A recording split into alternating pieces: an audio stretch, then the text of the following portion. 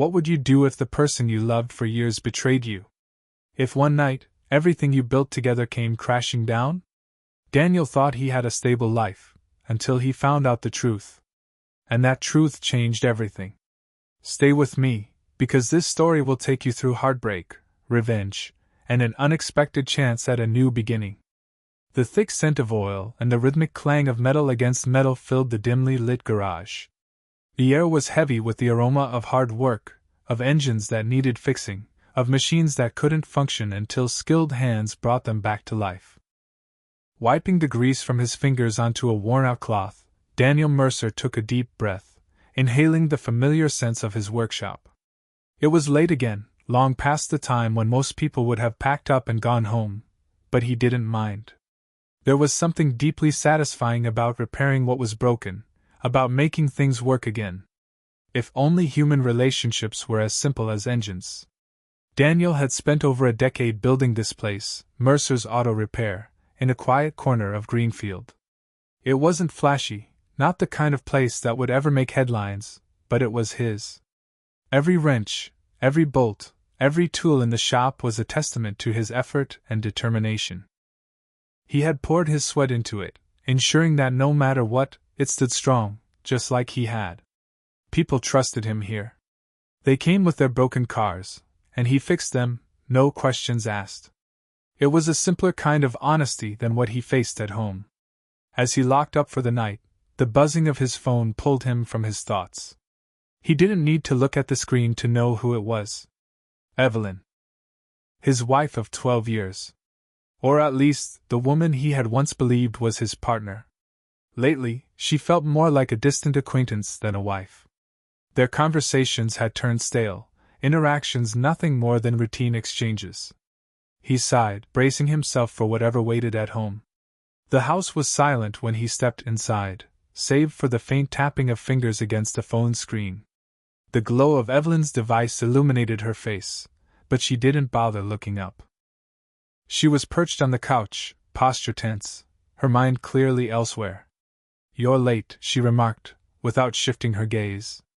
Daniel exhaled slowly, shrugging off his jacket. Had to finish up a job. Car wouldn't have made it another day. She barely reacted. The coldness in her tone, the lack of acknowledgement, was nothing new. He had tried to tell himself it was exhaustion, stress from work, but he could no longer ignore the truth staring him in the face.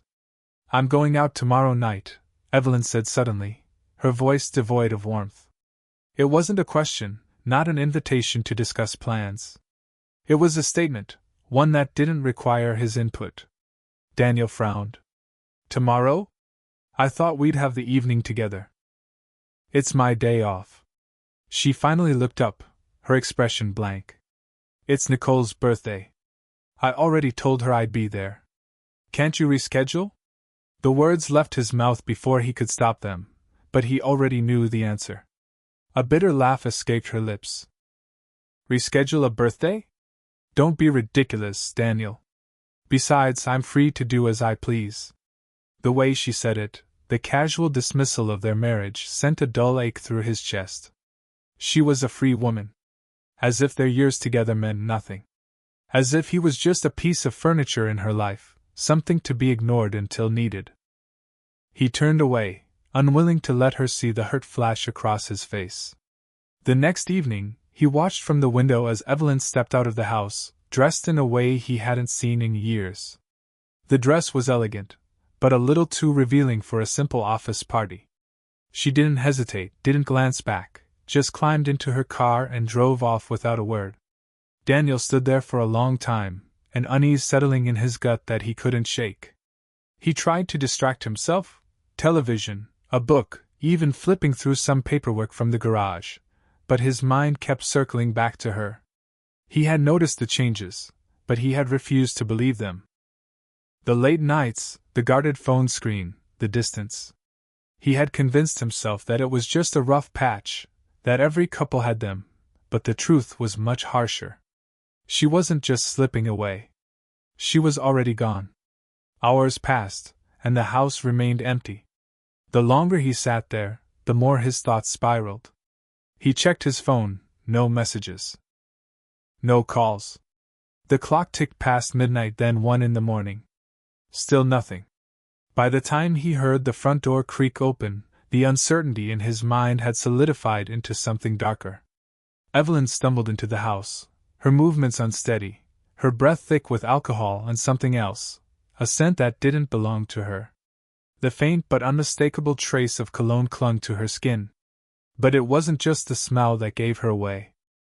It was the marks on her neck, angry red imprints against her pale skin, that sent a cold, final wave of clarity crashing over him.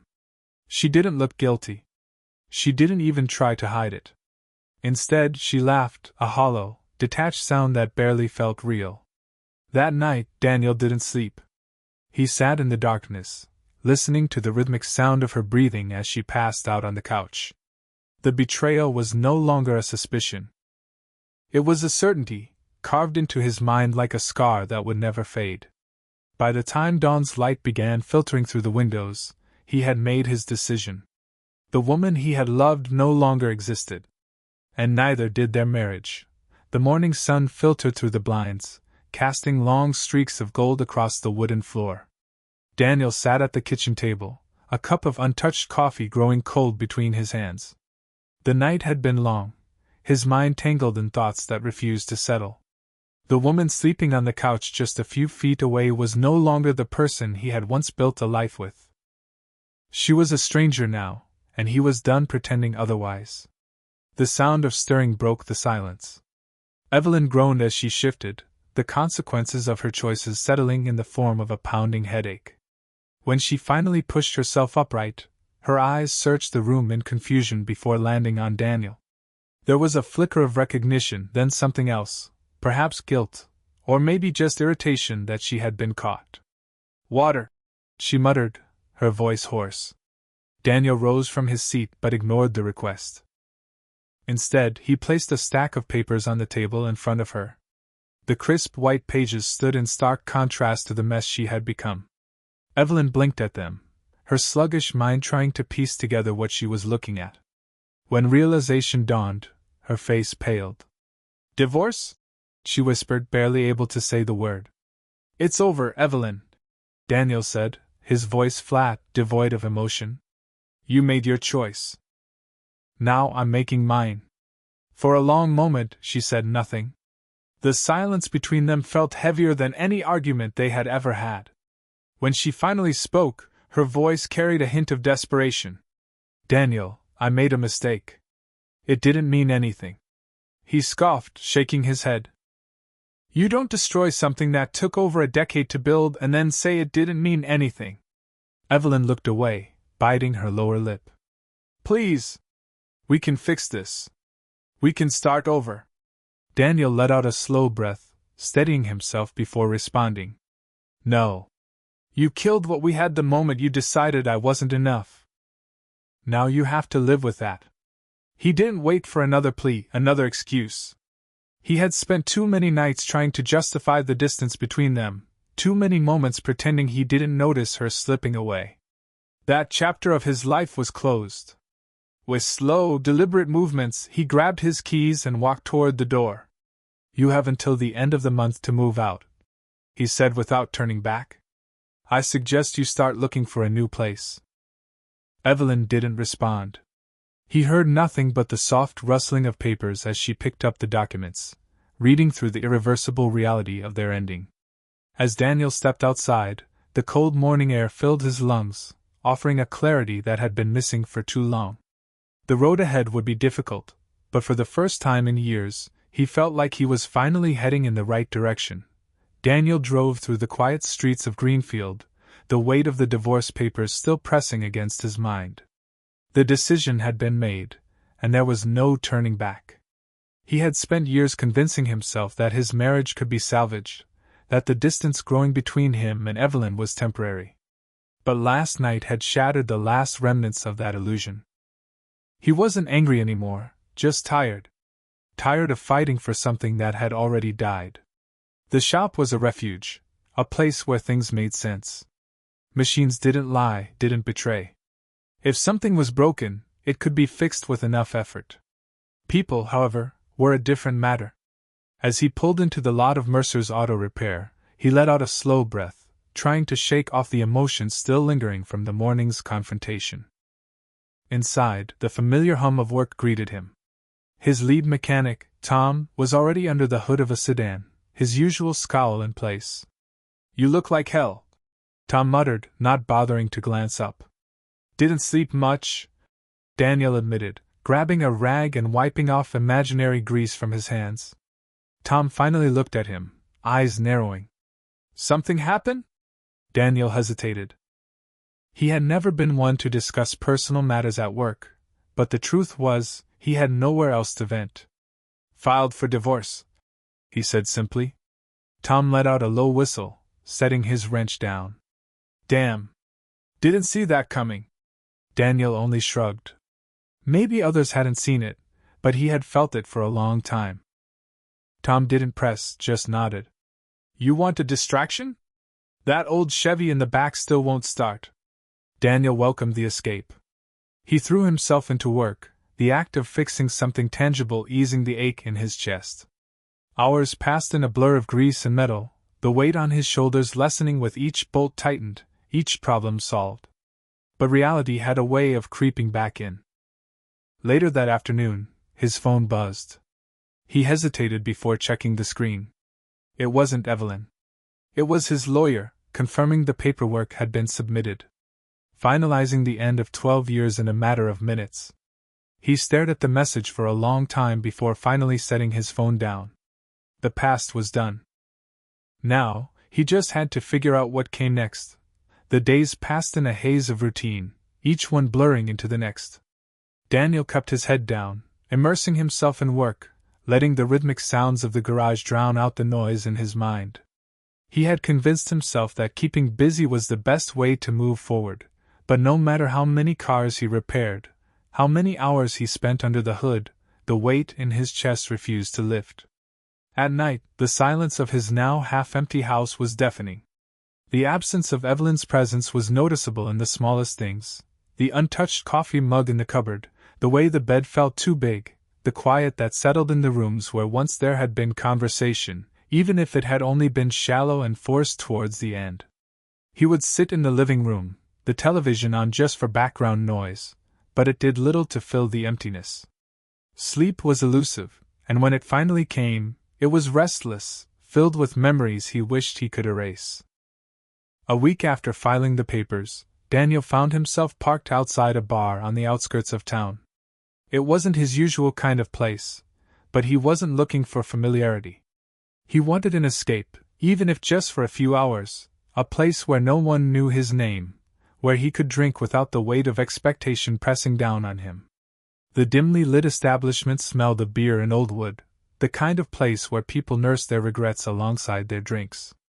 The low hum of conversations filled the air, blending with the occasional clink of glasses. He took a seat at the bar, nodding at the bartender, who wordlessly poured him a whiskey. Daniel wasn't sure how long he sat there, staring at the amber liquid in his glass, lost in thought. Time felt suspended, each sip blending one moment into the next. He barely noticed the people coming and going around him, the murmured conversations, the occasional bursts of laughter from the other end of the bar. It wasn't until a voice broke through his reverie that he realized he had company. "You look like you could use another." The woman beside him had an easy confidence about her, a kind of presence that cut through the fog in his mind.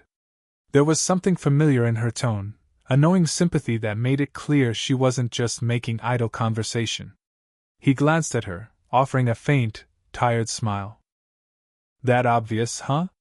She shrugged, swirling the drink in her hand before taking a slow sip. "I've seen that look before. Someone trying to drink away a problem that won't disappear with the bottom of a glass." Daniel exhaled slowly, tipping back the rest of his drink before setting it down. "Yeah, well, some problems don't have easy fixes." She tilted her head, studying him, her gaze steady but not intrusive. "Divorce?" He stiffened for half a second before nodding. "Something like that." The woman took another sip, watching him over the rim of her glass. "You'll get through it. Maybe not today, maybe not tomorrow, but eventually. And you'll be better for it." Daniel wasn't sure if he believed that yet, but there was something oddly reassuring about hearing it from a stranger. There was no judgment in her voice, no false sympathy, just the quiet understanding of someone who had likely been through her own share of struggles. They sat in silence for a while, the occasional exchange of words passing between them. It was the kind of conversation that didn't require effort, the kind that didn't demand answers he wasn't ready to give. The bartender poured him another drink, and this time, Daniel lifted his glass with a slight nod in the woman's direction. "To getting through it," he said. She smirked, tapping her glass lightly against his. "To getting through it." As the night wore on, the weight in his chest didn't disappear, but for the first time in a long time, it felt just a little lighter. When he finally stepped outside, the crisp night air hit him like a wake-up call. The bar had provided a temporary reprieve, but his problems were still waiting for him.